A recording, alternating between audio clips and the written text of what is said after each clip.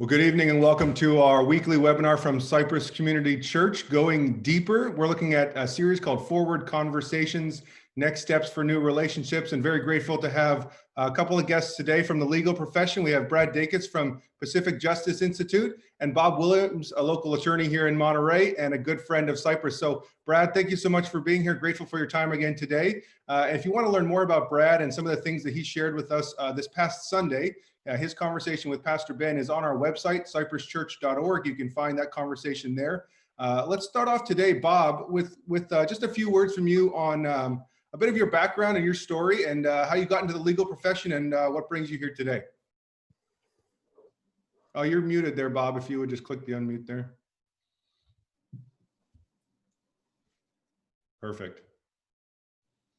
Thank you all very much. It's just an honor to be able to be part of this conversation. So I really appreciate you, and we've appreciated Cypress Church for many, many years. Ben, you are doing a great job, and just keep that up. So Gareth, you were asking me just a little bit about myself.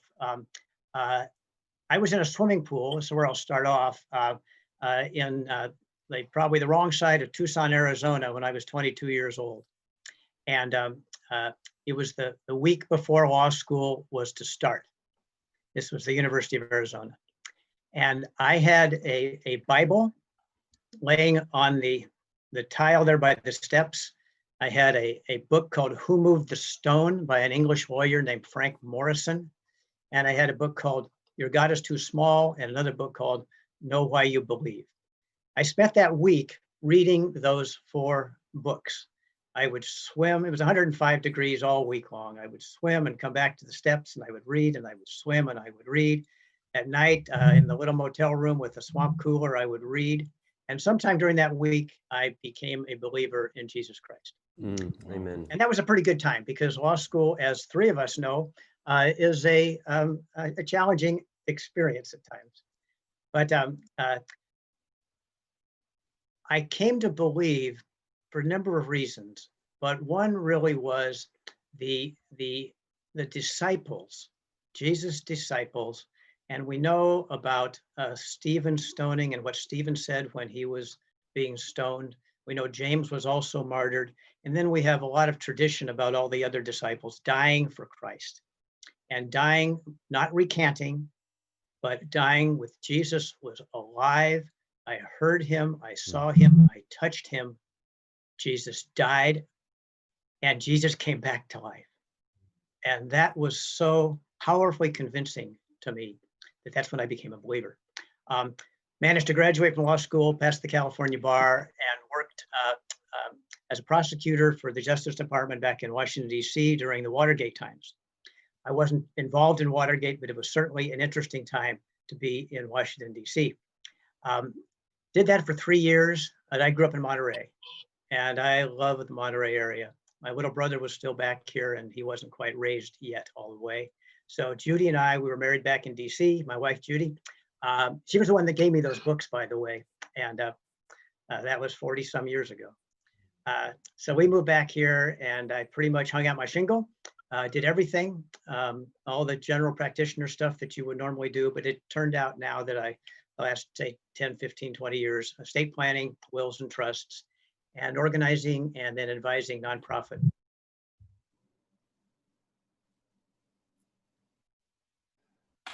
organizations. So that's kind of apropos. And then your message on Sunday used the Good Samaritan story as your Bible lesson. And one of the things I do has to do with people's treasure. When we talk to people about their trusts, about their wills, we ask almost everybody if they would consider leaving a gift to the Lord's work if they're believers, to a charitable organization that they support if they're not. And I think a lot of people come into my office not necessarily thinking about that topic, but they leave with a document signed, leaving something to some of their favorite charitable organizations. So that's kind of a fun part of my work too, as we get to talk through some of those decisions that they make. And just to the end of this little part here, I tell people that it doesn't matter to their children or their heirs one bit whether they receive 100% of someone's estate or 95% or 90%. If they get $500,000 as opposed to $550,000, it doesn't matter. So that's a way of encouraging folks to really think seriously about leaving something to charitable organizations. So that's pretty much where we are in our profession now.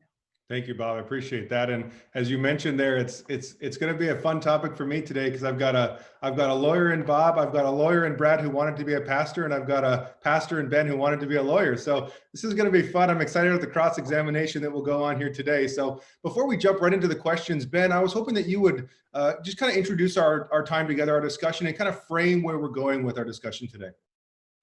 Yeah, I think it's an intriguing idea to think through the relevancy of the law and our relationship to the law as Christians, and how much the law is informing what's going on in the scriptures.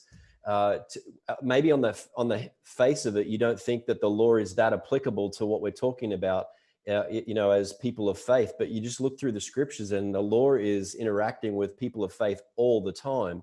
So, three different areas. Number one, there's specific commands to be subject to the laws of the land and the governing authorities. We read and referred to on Sunday, Romans chapter 13, verse 1. But I also want to throw out to you 1 Peter chapter 2, verses 13 through 17. I'm actually going to read those briefly right now because I think they inform some of the questions that we got asked. So just to kind of set a scene for, being subject to governing authorities, etc. But 1 Peter chapter 2, verse 13 says, "Be subject for the Lord's sake to every human institution, whether it be to the emperor as supreme or to governors as sent by him to punish those who do evil and to praise those who do good. For this is the will of God." That's a pretty strong statement right there. "That by doing good, you should put to silence the ignorance of the foolish people, live as people who are free, not using your freedom as a cover up for evil, but living as servants of God, honor everyone, love the brotherhood, fear God, and honor the emperor." And that is a very powerful passage, I think, to speak into the life of what's happening across our country right now. So we've got these commands to be subject to the laws of the land and the governing authorities. But then we've also got examples in the scriptures, both Old Testament and New Testament, of followers of God or followers of Jesus disobeying the laws of the land so that they can obey God. And two specific examples we've got in Daniel chapter 3, verse 12, Shadrach, Meshach, and Abednego were commanded to bow down to the big idol of Nebuchadnezzar. They didn't do it. And they got thrown in the fiery furnace and they were rescued out of the fiery furnace by God. And then you've got Acts chapter 4, verse 19, where Peter and John are told, they're ordered, commanded by the governing authorities to stop talking about Jesus. And they say, "You know what, you guys, sorry, we're going to obey God. We're not going to obey you." And then I think it's always a fascinating thing for me to realize as someone who went through law school, man, it was a legal process, a corrupt legal process, but a legal process nonetheless that actually led to Jesus' condemnation and crucifixion. So the law is interwoven into the scriptures, the life of people of faith all the way through the scriptures. And I don't want anyone to think who's entering into this webinar tonight with Brad and Bob, hey, the law's kind of this outlier thing that doesn't really interact with our lives. No, it's actually very much a part of what we're doing here. Yeah, no, that's really good, Ben. I appreciate your context there, giving us kind of the biblical foundation of where we're going here. And one of the things we don't want to do is make a political statement here. We're not here to make a political statement. We're here to say, how as lawyers, how have you impacted the kingdom of God positively, and how do you help people navigate the laws of the land and how that conflicts or benefits their faith? And so, Brad, I want to start this first question off to you. And the question was this. It says, you noted on Sunday that when a Christian is stifled from speaking the truth about their faith, it produces fear in others to speak openly about their faith. Why is this, and how does PJI help from this happening? Yeah, it's really pretty basic. It takes a lot of courage and love, first off, for people to be bold enough to share their faith. And then when someone is punished they lose their job, they're booted out of school. It has a chilling effect. People say, well, shoot, I don't want that happening to me. Maybe this is illegal. Maybe I'm doomed if I share my faith, so I better be quiet. And so it's very common, and yet we have seen such great results when we see people who do stand up for their faith. So let me give you one quick example. In Everett, Washington, there was a student. He came to the Lord. He was on fire for Jesus. He went from total rebellion against God. His eyes were opened up, and so he was sharing Jesus during lunchtime, doing a great, handing out his testimony in between classes, not disrupting anything. He was suspended once, suspended twice. He was about to be permanently expelled because he shared his faith. And in fact, he'd already seen 3 kids come to the Lord who received Christ. And he was about to be expelled. We were contacted. We at Pacific Justice Institute went in, filed a lawsuit in federal district court. Make a long story short, the federal district court judge ruled in favor of this high schooler because he stood up for his faith. Now students, instead of being squelched and chilled, they're now going to be emboldened to live their faith and share their faith throughout the Ninth Circuit. That's how significant this is, one way or the other. And that's why we're committed to make sure that no one is left behind, no one's left on the side of the road, that everyone gets the help, because we do not want to have a chilling effect happen anywhere in the country. No, that's great, Brad. And I think I appreciate your answer there, because obviously one of the primary focuses for Ben and myself in church ministry is we want people to share their faith. We want them to feel confident and to be bold in sharing their faith. And so we actually have to make that something that they're willing to do, so that the gospel can continue to be shared. Okay, Bob, and your cat. Okay, this question is for you as he jumps off the screen here. There he is. All right, Bob, this question is for you. How can the law be used to advance the gospel? Brad noted on Sunday, Bob, that the law is a tool. And so I'm wondering, what can the law allow us to do? And what are some examples that you may have seen with nonprofit ministries or on school campuses, as Brad was mentioning, where the law is actually positively impacts our ability to share the gospel and live out our faith?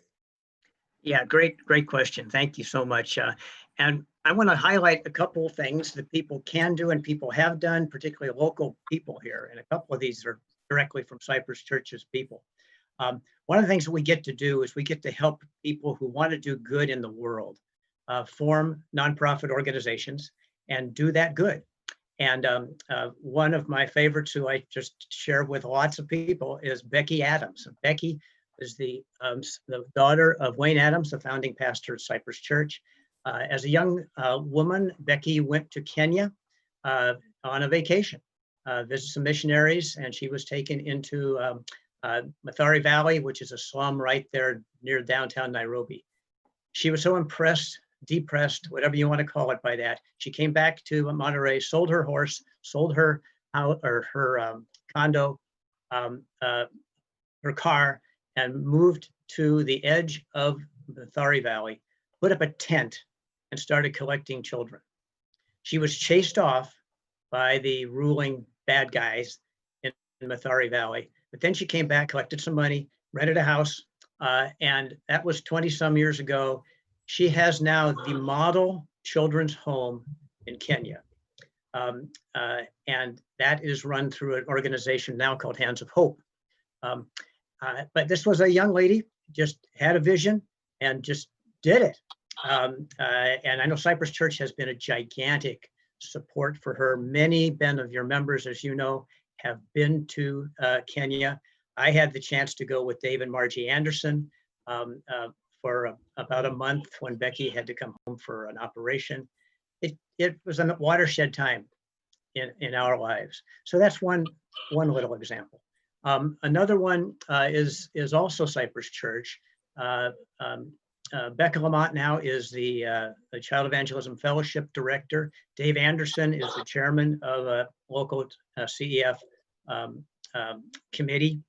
And we are able, because of a Supreme Court decision, Good News Club versus Martin School, Public School.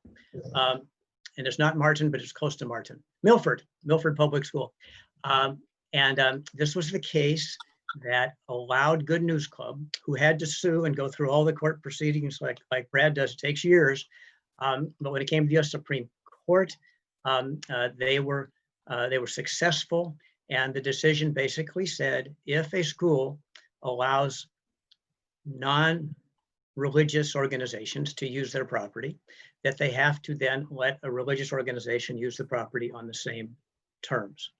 So what CEF jumped right into this thing. They used to do Good News Clubs in backyards, but from 1991 on, we've been able to do them in the public schools. But it's work.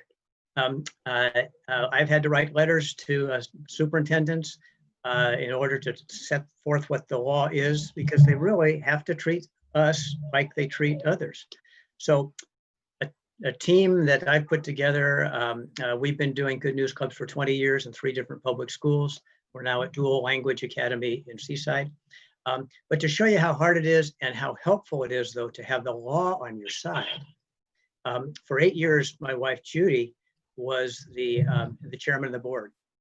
And she would write letters and phone calls to the superintendent of one of our school districts and would never get the calls returned. Brad, you're smiling. You know how that is. So one day, after 2 months of this, she goes to Salinas, goes into the office and just sits in the waiting room and says, I'm Judy Williams. I'm the manager of the local Child Evangelism Fellowship. I've written letters. And she just sat there till the guy came out. And the guy finally comes out. They went in, they had a wonderful conversation, and he gave the approval. But the law was on her side. He knew he had to give approval, but he could stonewall as long as he wanted to. And hundreds of kids just in Monterey County have come to Christ because of this ministry, which was started 90 some years ago. But there's a lot of ministries that are going, and people can use that to jump in and volunteer. There's others that people get an idea. I was privileged to work with some ladies that formed an organization called Elizabeth's Library. And a beautiful young woman, Elizabeth Tohurst, she had many brain tumors, and finally she died in her young 20s. These ladies wanted to honor her, and she loved to read. So they are founding small libraries in small African villages that are far away from any place that has any books or libraries at all. It's a small thing, but they are welcomed by the chiefs. When a library goes into place, the chiefs all come and have big celebrations and all. So many local organizations, the Bridge. A lot of our listeners know about the Bridge. There's one called Ruth's Shawl. Steve and Nora Brazelton, a lot of our viewers will know Steve and Nora. In their 70s, they gave everything up in Monterey, sold their house, left all their grandchildren, went to the poorest country in the world at that time, Malawi. And we were able to form that organization. We continue to keep in touch with the Brazeltons. They have a television ministry there. They have a water well ministry. They have, it's just amazing what this older couple has done, because they got this vision for the poorest country in the world. So there are many, Trinity Christian High School, a group of families who wanted a Christian high school in Monterey, went to their church board and said, we need a Christian high school. And that was the impetus for Trinity Christian High School. Yeah. So it's a lot of grassroots things that people can do. Now there's also the obvious things. You can sign petitions. You can protest in the streets. You can sign enough petitions to recall a governor, right? We did that in 2003. We recalled Gray Davis. That's amazing. Started by just normal people, but using the law for these things. That's good. That's good, Bob. And I appreciate the variety of different things there that you shared that the law can do and allows Christians to share their faith and allows us to form organizations in a lot of different situations.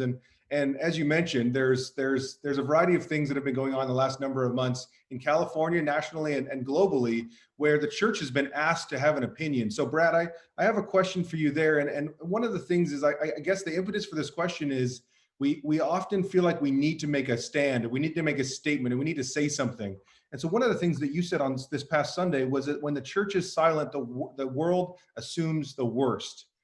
What do you mean by that? And why is it that the church necessarily needs to make a statement on an issue like ones that are around today? Yeah, if the church is silent, there's an implied surrender. There's an implied agreement, if you will, because of silence. And that's why it's so important that churches lovingly, carefully, diplomatically at times, make their opinion known, the biblical worldview known. If they don't, then that silence is deafening and will have a tremendous impact. And that's why it's so important, for example, for churches to register their members to vote, encouraging them also even to possibly have a ballot gathering Sunday. That's something else that we at Pacific Justice Institute are making available for churches so that their voice can be heard collectively, if you will, and then turned into the polling place collectively. There's a lot that they can do to make a real difference. But registering to vote and voting is definitely a part of that. And then, letting their opinion be expressed and heard in the local media and local op-ed opportunities. Attending school board meetings is so valuable as well. To be there, develop relationships, not going in there with an attitude of we're going to scream and yell, we're going to, an attitude with love and humility, developing personal relationships with those school board members or city council members, so you can have that trust and understanding. Many of these people in public office who are not believers they really have no idea what a church does. Mm-hmm. So that's one thing I like about your pastor Ben, is how he's really had that as a priority to not just simply get the churches open, but to have that interaction so they understand all the different ways that churches serve and help the community, and that's very important in the communication process. You're on mute. You're on mute, mate. For that one. So Brad, just kind of a follow-up to that then is my next question has to do with kind of our legal freedom to speak about our faith. And so we have that freedom in America, but it seems like when you read the Bible, there are times, as you mentioned on Sunday, and you and Ben talked about, there are times like Paul, for example, where he used his rights as a Roman citizen, and there are times where he chose not to. So how do you, as a lawyer and a leader of an incredible organization like you are, how do you choose whether to take on a case, and how do you choose whether or not it's the right time to encourage somebody to use their legal freedoms for this, or when it's better to stay silent for the benefit of the church? Yeah, generally speaking, what we do is we first make sure everyone gets help anywhere in the United States. So if they have an issue dealing with parental rights, their rights as a parent are being challenged, religious freedom, sanctity of human life, we step in and we make sure that they get the protection that they need, period. We don't just cherry pick high profile cases. What we do, though, is we also give them counsel as to whether or not that action they're taking is necessarily in their best interest, or the best interest in the body of Christ. And it's important to have our focus not on the rights for rights' sake. Rights are a tool. They're something that have been given to us by God. Our founding fathers recognize that. But the end game for followers of Jesus is to please the Lord in all that we do. And sometimes that means I'm not going to lay claim to my rights. I'm going to turn the other cheek. I'm going to move on. But as a general rule, though, we've noticed that if Christians don't speak up, if they don't lay claim to their rights, they will lose their rights. They'll lose their freedoms. And that's why every year we handle hundreds and hundreds of requests for assistance, all without charge. I'd say probably over 90% of them we get resolved, though, without litigation, because you can do it if you just put the other side on notice as to how they're violating the law, breaking the law. On my way here before this recording, I was in the car. I was talking to a pastor. He's dealing with an issue, a land use issue. I'm very confident at the end of the day, we're going to get it resolved without litigation, and allow that church to move on, and ministries to move on as well. One of the things that struck me, Gareth, about the the last few weeks of these forward conversations is that things that have been shared one week are actually reinforced the next week. And I don't know if you remember, but Beckett, when he came and talked to us about the gospel and homosexuality and the LGBT community, he said, you know, when something very similar to what Brad shared with us on Sunday, where he was like, when the church is silent, the world often assumes the worst. And Beckett said, you know, in Genesis 1, God spoke. In Genesis 2, the man spoke and named the animals. And in Genesis 3, Satan spoke and the man remained silent. And his encouragement for us was, you know, don't tiptoe around what you believe about homosexuality and the LGBT community, but do it with love and respect and honor. But don't necessarily remain silent, because that's not actually helpful. And don't just agree with everything that's being said. And I just keep those themes coming up. Like, it's important for believers and Christians to speak the truth, but do it with grace and love. And I think that's been one of those recurring themes. Like, each one of our speakers, Brad, Beckett, Ashley, Mike, you know, we need to speak the truth, but it needs to be, the emphasis this month, it seems like, has been grace and love with respect and honor. These kinds of the words are the things that frame our discussion. So Brad, I really appreciate you sharing the things that you shared. One of the things I just want to cue in on too is this, one of the most powerful things you shared for me on Sunday was the law is a tool. The law is a tool. And I want to just add, for transformation, because you shared so many examples, and Bob, you've already shared about 10 of the law being used as a tool to set up organizations and ministries and give freedom to believers to share their faith in a way that actually leads people to come to know Christ, and that transforms their lives. So I love the idea that you set up for us on Sunday of the law being a tool. Thank you for that. Hey, Ben, could I chime in on that real quick? I'm going to share my 11th example. A young lady during college was part of a ministry to prostitutes on Saturday nights, going into the bad area of this big city and taking hot chocolate to them and being part of a coffee house ministering to the prostitutes. After she continued her education and got her degrees, she volunteered with an organization that actually worked with survivors of sex trafficking. However, she saw very clearly that there was no spiritual dimension to their program. And she told me that, you know, without God in this, it just isn't going to work.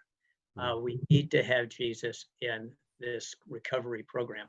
So she went out and got a board together and started her own, working with adult survivors of sex trafficking who have minor children, because there was no program for them. There were programs for single women, but not women with minor children.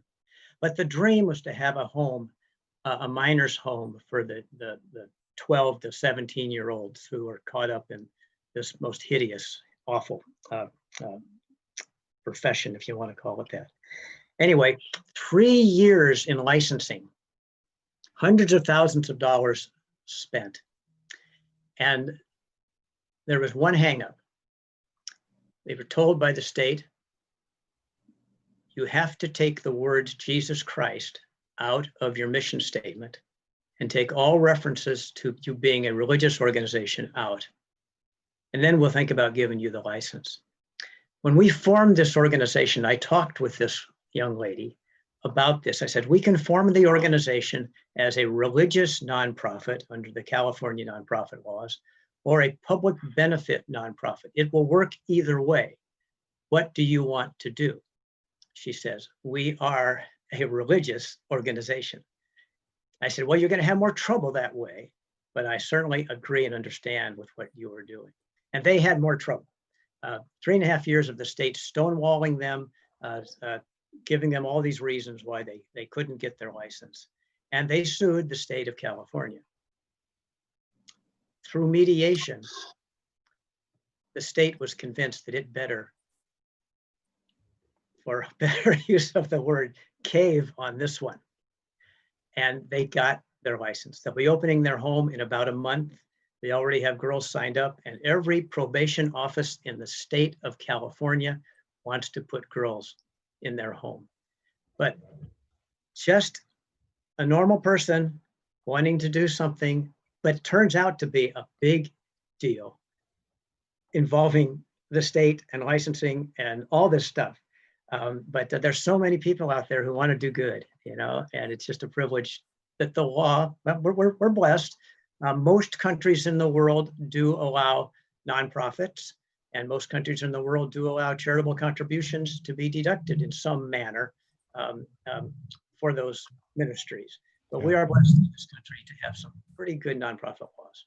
Definitely, definitely. And as we said previously, the law can work for or against religious freedom. And in America, it goes both ways depending on the situation. So Brad, I have a question for you. And one of the things you mentioned on Sunday was you shared an example where you spoke on behalf, or you gave counsel to a couple who didn't necessarily have a lifestyle that you agreed with, but that they were seeking parental rights counsel, right? And so one of the things I was thinking about with that is, I guess the question is this: there's a difference between arguing for your position in court and making a proclamation of hate or condemnation personally, right? I mean, obviously.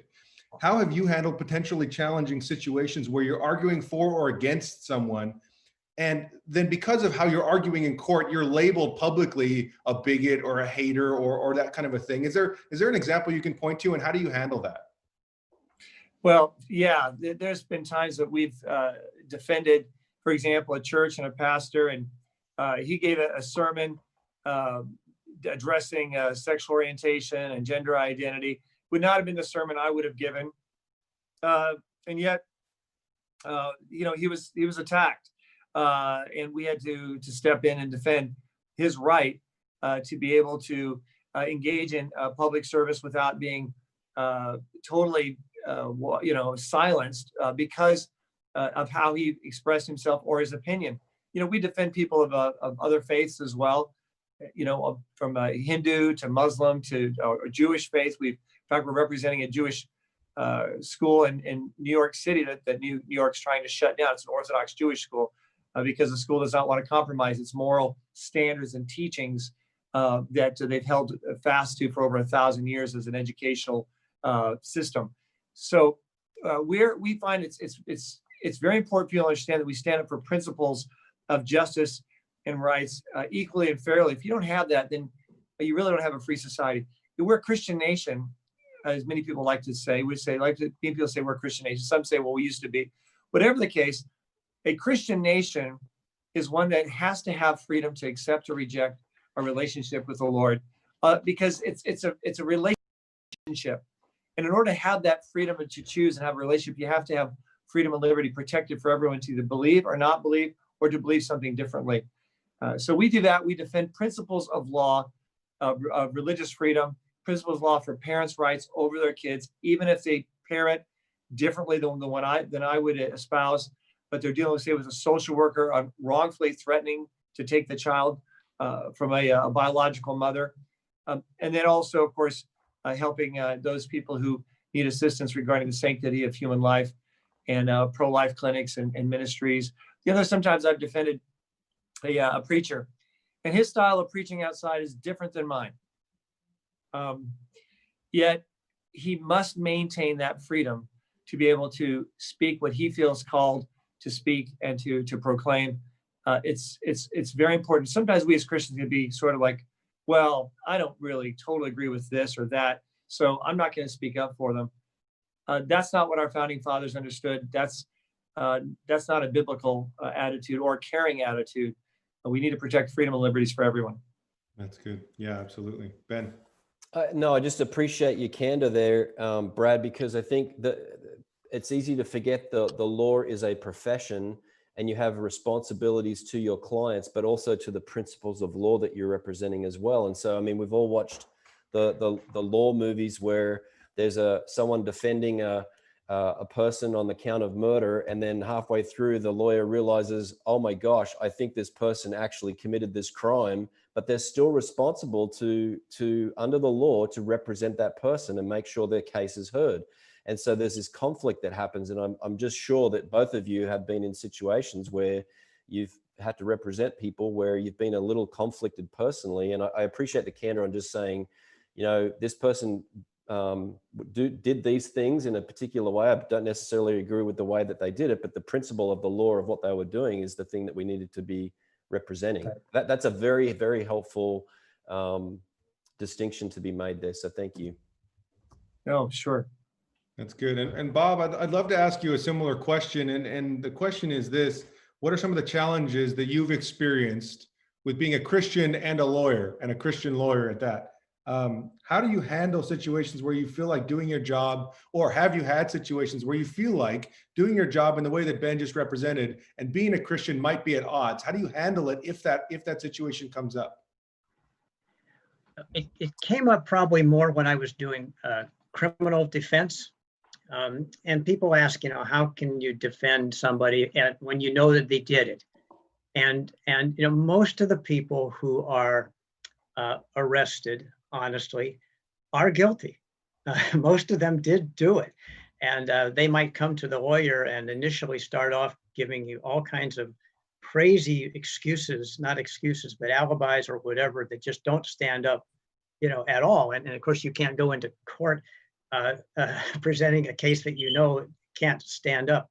So much of what a lawyer does is counseling. And I found it valuable, I still do, but more when I was doing criminal law, to be able just to talk with these men and these women. I had a professional, a PGA woman golf pro playing in a tournament here who was arrested in what used to be Thrifties, I think it's CVS now, for stealing a little bottle of nothing, that perfume or something that maybe cost $10. But she was seen putting it inside a little purse, putting that purse inside another one, and that's inside her regular purse. She was seen and she was caught at the checkout stand. I mean, she was obviously, she was a kleptomaniac. She didn't need to steal this little thing, but she did. And so just a little bit of counseling and getting people into professional counseling when they need that, but also trying to work out a fair and just sentence with the district attorney that the judge would then order. Because so many people did have substance abuse problems, and they don't really belong in a jail situation. They need something else. They don't need to be convicted of a felony for doing something that was caused by substance abuse. And so just sticking with them, helping them through that sort of thing is a lot that can happen. We do have now, though, there's some things that you just really shudder at participating in at all. And one of them is the relatively new California physicians-assisted suicide laws. Now, I totally disagree with that. And fortunately, I can always say, well, that's not a matter for the lawyer, that's a matter for you and your doctor. But I don't get this very often, but I did have a lady who was not sick unto death. She didn't qualify for the rules for California. You have to have a psychologist certificate. You have to jump through a lot of hoops for that, but she could do it in Holland. And she planned to go to Holland and have herself euthanized. She came to me for a living trust, so she could at least leave her assets to her family. That was hard. I did the living trust for her, and we talked as much as we could, but there was no talking this woman out of it. And I found out when she flew to Holland, and then I found out later that she had herself killed. So there are things that are hard to do, and but the counseling part of it, I think, is important. It's a part that I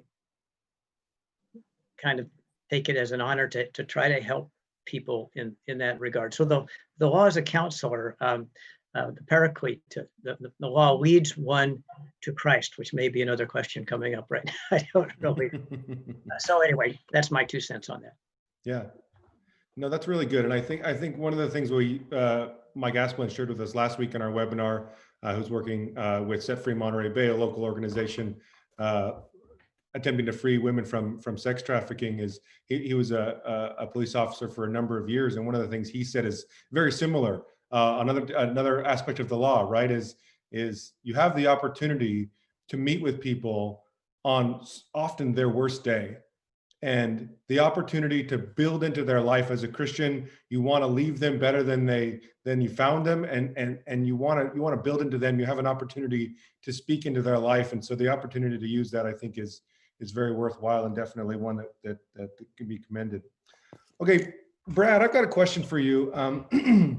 This is one of our last questions before we jump into a couple on just kind of a rapid fire legal advice. But the last one here is I think very, very pertinent for our current situation. So the question is this: what's your position on churches following the law, even when it doesn't seem to be in our best favor or best interest to do? And specifically address the idea of using our rights versus doing the hard thing that maybe be able to build a relational capacity with the community. And again, particularly in our current climate, some churches are wanting to follow what the governor is telling us to do, or the federal government as well. Some churches are more inclined to say, we want to meet, we have the right to meet, we want to meet. And so how do you counsel people through this? And what do you think the appropriate biblical position is for churches in the midst of our current situation right now? Yeah, and I've dealt with all kinds of pastors with different positions on this. First, I think we need to remember that we need to respect authority to the greatest extent that we can, and know what our rights are. We've actually enabled a lot of churches, we at Pacific Justice Institute, to be able to meet in ways that before they may not have realized that they could, or how they can meet, or whether if they're located in a friendly county or a safe zone of a city. We help them work through that and take advantage of that. Also, we had churches say they want to have an outdoor service. We had to litigate because the state was not going to allow an outdoor service even, and we prevailed in that. It was in Calaveras County. But so there's different dimensions to it. I think first is we want to abide by the law as much as we can.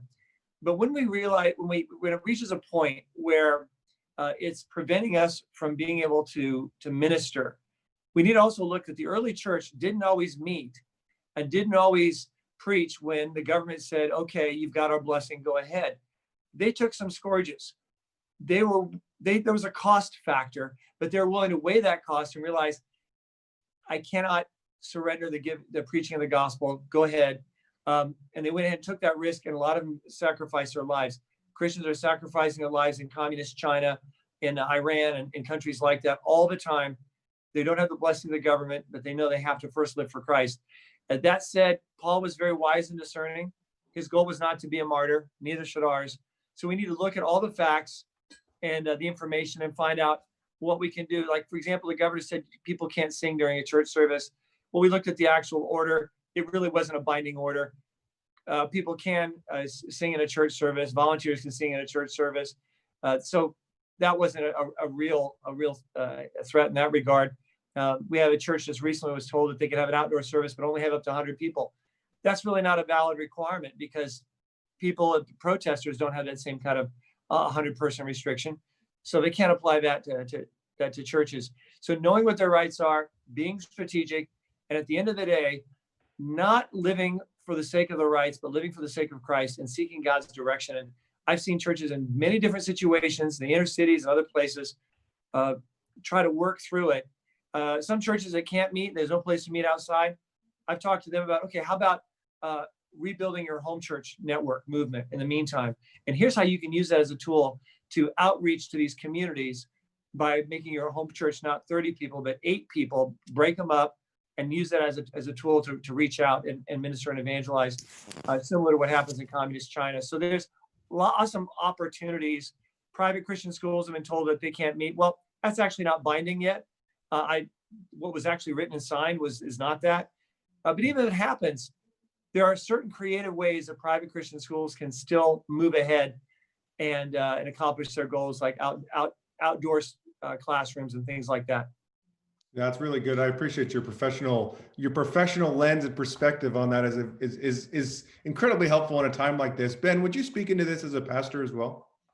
Yeah, I think one of the things that has been a theme through these conversations too, and just kind of an emphasis this year at Cypress as we've been going through the book of Acts, is just the importance of really listening to the Lord and doing what he says. And so we've got these parameters, but there's not like a one size fits all scenario. So yeah, we have to be subject to the governing authorities, and yes, there are examples of people, disobeying the governing authorities to obey God. But so the wisdom needed to navigate these things as a church is really, really important. So we really need to delve into the scriptures, pray through the scriptures as church leaders, and really listen for what God is calling us to do. And I just think that there is, the headline news, like I just remember when the singing ban came out, and it wasn't a ban, it was a guideline, it was a suggestion, it was a consideration. And so if you just read the headline news, you're going to get distracted and dissuade and disillusioned and misrepresent. The situation could be misrepresented. So I just want to encourage everybody right now, like, don't go for the headline, actually find the document. Any guidelines or orders are guidelines and orders. So they're written down, and actually go and find the guidelines or the orders and read them. I spent 3 weeks ago with the singing ban, I read through these 14 pages for an hour, and just really wanted to find out. Then another thing is, so actually read the document itself, and then go to somewhere like, I used Pacific Justice Institute as a resource. I went and listened to a webinar that Brad and his team did a couple of weeks ago, and it just delineated, these are guidelines, it's not an order, this is what an order looks like. And guess what happened the next week? We got another order with a signature and parameters and all the stuff that made it an order. And I now know, on steroids over the last 4 months, the difference between guidelines and orders. And it's really helpful as a church leader to understand the distinction between the two. So I just think ultimately, for us as a church, we've been following all the guidelines and most of the guidelines and all of the orders during this season. And it's been a real education, but for us, it's a matter of ultimately listening to what the Lord says. And there is a time for the church to stand up and say, no, enough is enough. But for us, we haven't reached that point yet. Yeah, Right. and to say that we're being persecuted in the same way that people around the world are persecuted for their faith sometimes is a challenging thing to do. But at the same time, we do have rights, and we have the right to stand up for them. And so one of the things that, Ben, you mentioned there that's I think so critical just to mention too is the role of an institute like Pacific Justice Institute. Brad, I know we at Cypress, and I know a number of people around us have taken advantage of the webinars and the different resources that have been available, particularly in a time like this where there's so much coming at us so quickly and we don't really know what to do. And so I know you provide a number of resources for counsel as well. So and the one thing you mentioned a little bit earlier, Brad, was the idea, and you mentioned this on Sunday too, the idea of that you put everything through the God's kingdom filter. What is going to build up God's kingdom? That's the decision that's made. Ultimately, it's do we have a right? Okay, we do or we don't. And then therefore, should we address it? Should we stand up for it or should we not? Because it's not always best for God's kingdom to stand up for it, but it might be best for God's kingdom to stand up for it as well. So very, very good. Okay, we're getting towards the end of our time. I'm very grateful for all of you for being here today. Brad, I have about 5 questions here that I need like 30 to 90 seconds, however how long it takes for you to just give like a quick shot legal advice. I don't know how possible this is, but I'm going to ask you to do it. There's a number of people in our congregation after you spoke on Sunday, they just had a number of thoughts, whether there are current events that are happening or things that they were prompted with to think about or that they're working through. So I'm going to give you a couple thoughts here and you tell me what you think. So one of the things you mentioned was that there's a church in South Salinas on Main Street that has a challenge with their permit or their building use. Can you just give us a little bit of information on that and what's going on there? Yeah, they moved to the other side of the street. They bought a building, moved to the other side of the street. They already had a church there, but they were told that they couldn't use the downstairs, the lower level, only the upper level, because the city said it wasn't fun enough. Literally, they wanted to make the downtown fun. Of course, there's a post office and other things. So that was their standard, and that doesn't support a compelling state interest. We at Pacific Justice filed a lawsuit. I was shocked that we did not prevail. We usually prevail in these cases, especially with these facts. So we're now filing an appeal on behalf of that church, and we're going to go to bat for every church that's treated like this, kept from being a shining light in their community. That's good. That's really good. Okay. Second one is this. What are some of the changes that are happening in education that might be of interest to Christian parents? And what can Pacific Justice Institute, or what resources does Pacific Justice Institute have for parents? Oh, certainly. Well, one of the changes is taking place is a radical, extreme new sex ed curriculum dealing all the way down to the first grade kindergarten level, where children are taught that they can be a boy on the outside, but a girl on the inside. It facilitates confusion. It doesn't help reconcile it.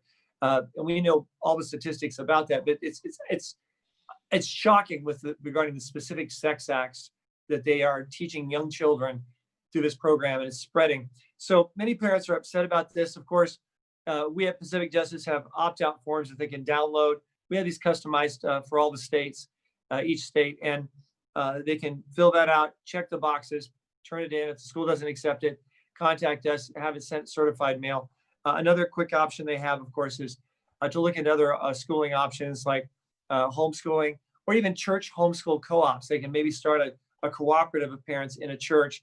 This is a great time to take advantage of that in view of what's going on in school, the spiritual genocide in many ways in our government schools today. No, that's really good. Thank you for those resources. Oh, one more quick point. Go ahead. No, you're good. We can't forget evangelism as well. We have a book called Reclaim Your School, all about how you can legally and practically evangelize public schools. I highly recommend that for parents, students, teachers, administrators, and pastors. Excellent, excellent resource. What's the resource called again? Reclaim Your School. It's a book. It's free download. All our resources are without charge. All of our representation is without charge. Excellent, excellent. Okay, two more questions, and then I have a couple that I want to get to that are a little bit broader, kind of to close our time. One of the questions, Brad, is even with the First Amendment, churches remain closed. The question is, why is it taking so long to open, and is there something that this person is missing?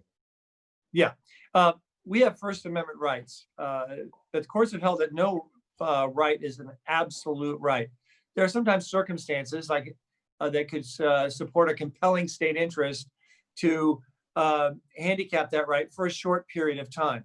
And so the standard is the government has to show, before they can say churches can't meet, they have to show a compelling state interest like health and safety. They also have to show that it's being equally enforced to non-religious organizations. And that's the real rub here, because we see governors and places that are not equally enforcing it. And that's why we have filed a number of federal lawsuits and have already prevailed on some.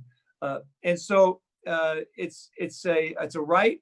The right doesn't stop. The government has a burden to show a compelling state interest, and that what they're requiring is the least restrictive means, least restrictive burden to furthering that interest. That test is always there. And as things get drawn out, people need to understand this, as things get drawn out, their ability to support a compelling state interest wanes. And as the cases may be going up, but the fatalities are going down, their support for a compelling of health and safety is waning as we speak as well, because the fatalities are going down and down. So we're watching that, we're litigating that. Fortunately, we have an Attorney General Barr who understands that very well and has made it very clear he's also willing to intervene on action, and has for governors and city mayors who have unjustly treated churches in the process. Okay. And then a similar question specific to California. This person wants to know how long the California governor's emergency powers exist for, and enabling specifically kind of the unilateral orders and mandates. Well, we need to amend the state constitution to provide proper limits, as some states have. This is all state by state. The Emergency Services Act passed by the legislature is very broad. Every 60 days, theoretically, he has to re-examine it and come out with a new order if he wishes. There's no requirement for legislative approval. That's disturbing. We need to have that reformed.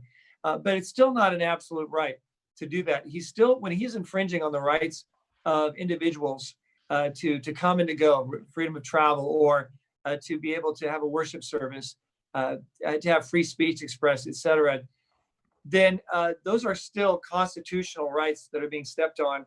And he has to be able to support those. As time progresses, it's going to become more and more difficult.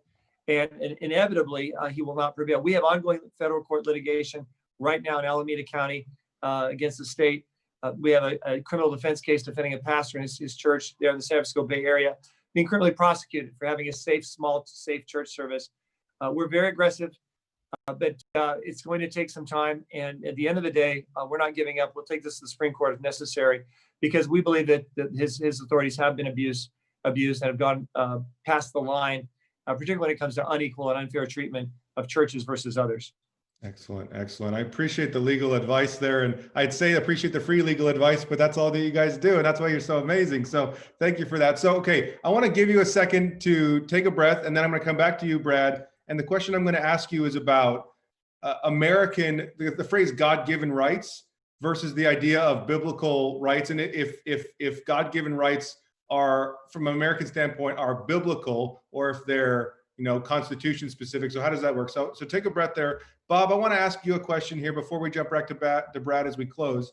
The question, Bob, is this: are there certain scriptures that you have found that particularly illuminate the Christian and the law, or the Christian and the legal system, and how a Christian relates to the legal system? And are there particular scriptures that you go to, or that you would recommend for people as they kind of consider how it is that we're supposed to kind of work through our relationship with the legal system in our society, as well as our Christian faith?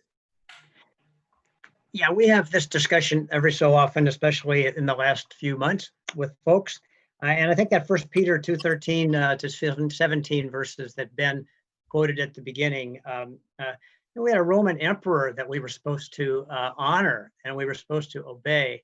And whatever we might think of our current president, or our current legislatures, or our current governors, they're not Nero, they're not Caligula.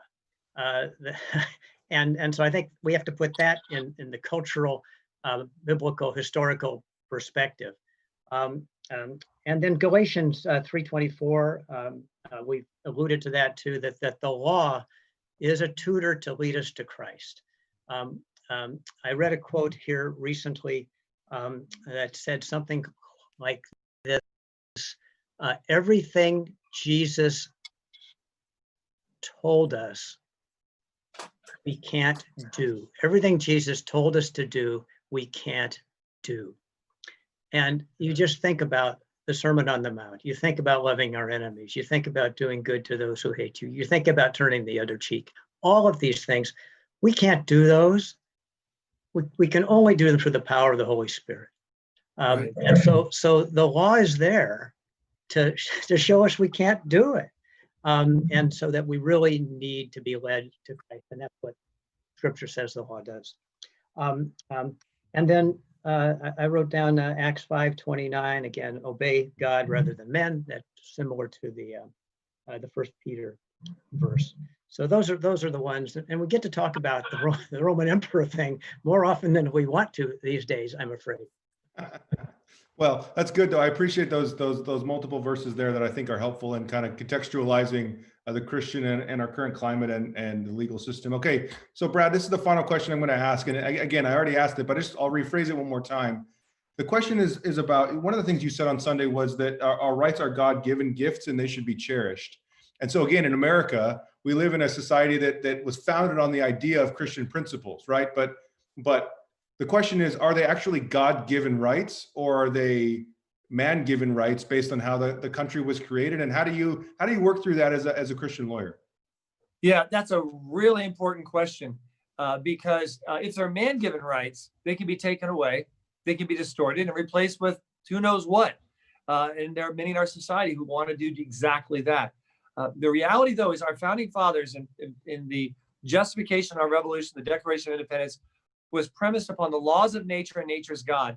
It didn't get into deep theology. It just said, sort of like the Apostle Paul did, in Scripture, where he recognized that just look at the nature around you. You can see God. God is evident.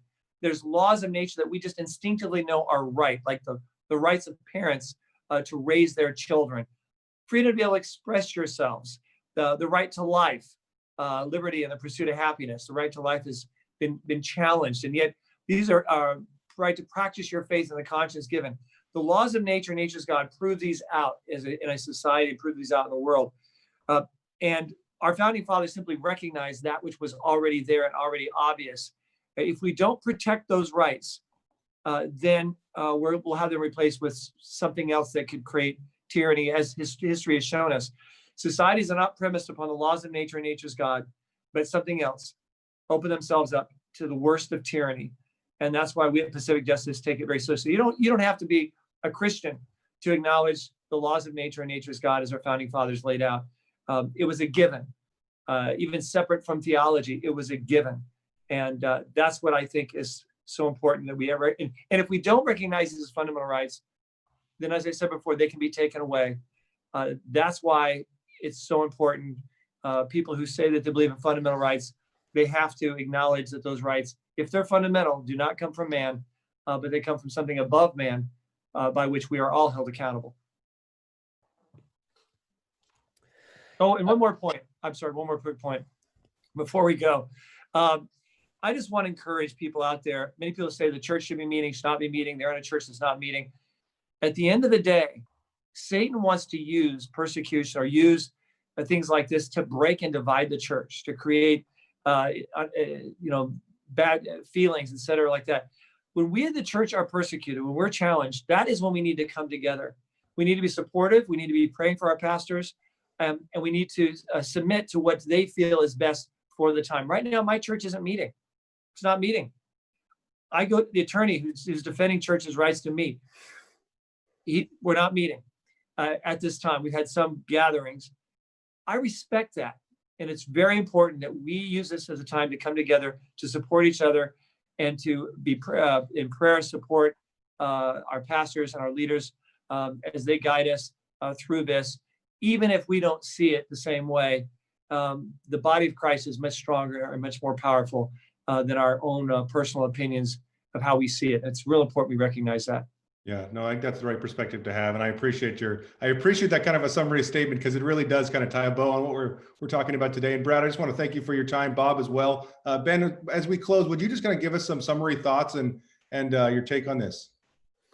Yeah, just one thought and then just some closing remarks. But I really like that question that talks about God-given rights, and because the United States of America is a very unique country in the history of the world, in that it has a constitution, a legal document that recognizes there is a God, and that because there is a God, now our founding fathers have given certain unalienable rights. And I just think that that's a unique thing. So again, we kind of come back to where we started, which is the law is really important. And the Constitution recognizes there is a God, and our founding fathers have given the citizens of this nation certain rights. And so whether it's in the Bible or not, the Constitution says there are these rights. And I think you can make a case for certain, rights, but then again, it might not be that wasn't the purpose of the scriptures to found a nation, in the New Testament, at least. The Old Testament law created a nation called Israel, and the Lord governed Israel as a nation. Now, Jesus has fulfilled the law, and now we live in we don't live in Israel, we live in America, and the Constitution. I just think that this is a really important question to recognize the fact that the law is really important. The Constitution of this country gives the citizens certain rights, and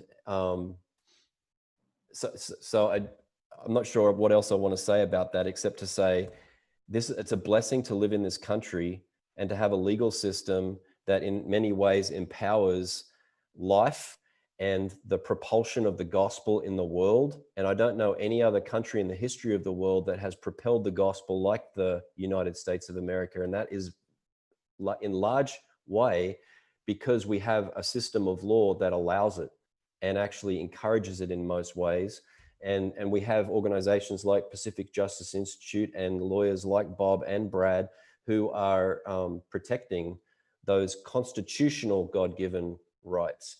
And so I just want to say thank you to you, Brad, for coming on Sunday and speaking into the life of our church. Bob, for you just being here, as almost like a deep friend of Cypress. And so just thank you to both of you speaking into the life of our church right now. I think there's a lot of questions about the law and the gospel and its relevancy and our relationship to us. So thank you for answering those questions for us. And may I just pray God's blessing all over you. Thank you. Thank you. Our Privilege. pleasure. Thank you. And Thank we'll you leave it very there. much. So absolutely. Thank you all for watching. Thank you again, Brad, Bob, and Ben. Thank you for all of you. This legal conversation was fun, and I'm glad I can be able to say that. For all of you watching, thanks for being with us here today for this webinar, midweek webinar, Going Deeper, and our series, Forward Conversations, Next Steps for New